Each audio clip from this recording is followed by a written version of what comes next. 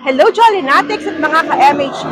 Are you looking for a place where you can enjoy your favorite Filipino dishes na may kasamang overlooking view? We think we found a great spot for you. At yan ang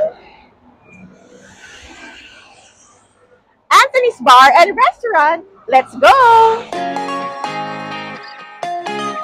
Located nga sila along Tagaytay, Nasugbu Road, Tagaytay, Cavite. They have spacious parking space kaya naman walang problema kung may sasakyan kayo. Ito naman ang kanilang indoor dining area na talagang presko at mahangin. Pero para talagang ma-feel nyo ang Tagaytay breeze, we highly recommend na dito kayo sa kanilang roof deck pumwesto. Para hindi lang good food ang ma-enjoy ninyo, kundi pati na rin ang Taal view. Pagdating naman sa kanilang menu, they mostly offer our Pinoy favorite food katulad ng chop suey, inihaw na liempo, pinakbet, pansit gisado mix, kare-kare, sisig, at yung kanilang bulalo. Overall, okay na okay talaga dito sa Anthony's Bar and Restaurant.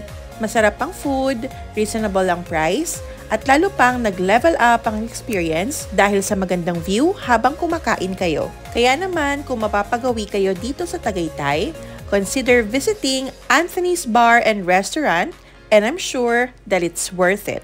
Dito sa MHE, kami kasama mo! There you have it, Jollinatics at mga ka-MHE.